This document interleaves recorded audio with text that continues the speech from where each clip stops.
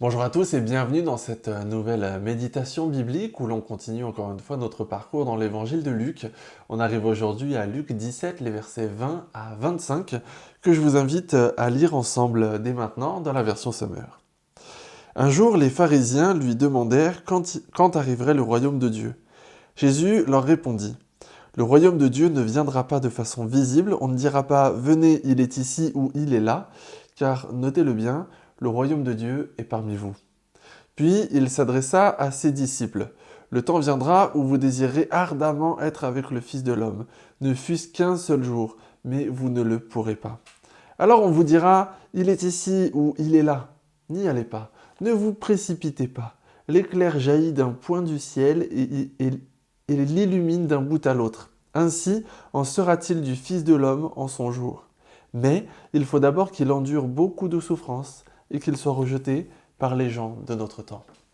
Dans ce passage, Jésus est amené par les pharisiens sur la question de l'avènement du royaume de Dieu. Quand est-ce qu'il va arriver?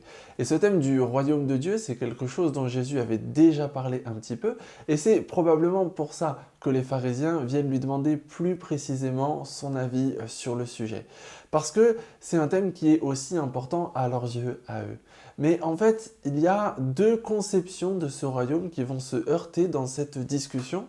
Parce que en disant qu'ils attendent l'avènement du royaume de Dieu, les pharisiens attendent en fait le rétablissement du royaume d'Israël dans toute sa gloire. Alors que Jésus leur annonce que le royaume de Dieu ne viendra pas de façon visible. C'est en fait un changement de paradigme, un changement de réalité qui s'opère dans cette période. L'action de Jésus, elle ne vise pas à rétablir un royaume de Dieu clairement circonscrit et puis fermé à ceux de l'extérieur. Il vise à propager le royaume de Dieu en chaque être humain. Et c'est pour ça qu'il peut répondre que le royaume de Dieu est parmi vous. Pour les pharisiens qui ne voulaient pas reconnaître Jésus comme le Messie, le Sauveur promis par Dieu, eh bien le royaume de Dieu, il n'est pas en eux, mais il se répand parmi eux, il se répand au sein de toutes les personnes d'Israël qui se mettent à croire en Jésus. Et aujourd'hui encore, le royaume de Dieu est parmi nous. Il se répand en nous qui croyons pour toucher ceux qui ne croient pas encore. Il progresse, il s'étend jusqu'au jour où nous pourrons pleinement le vivre dans l'éternité aux côtés de Dieu. Notre espérance, en fait, elle se tourne vers l'éternité. Elle se tourne vers le retour de Jésus. Et justement, Jésus va mettre ses disciples en garde à ce sujet. Il leur annonce qu'il devra partir et qu'à ce moment-là, ils ne pourront plus être avec lui. Et qu'alors, à ce moment-là, beaucoup de personnes diront qu'il est ici ou qu'il est là. En fait, qu'il sera revenu. Comme si le retour de Jésus, c'était une sorte de secret qu'il faudra garder précieusement entre initiés. Regarde, il est là, on se le passe entre quelques-uns, mais on va pas trop le dire.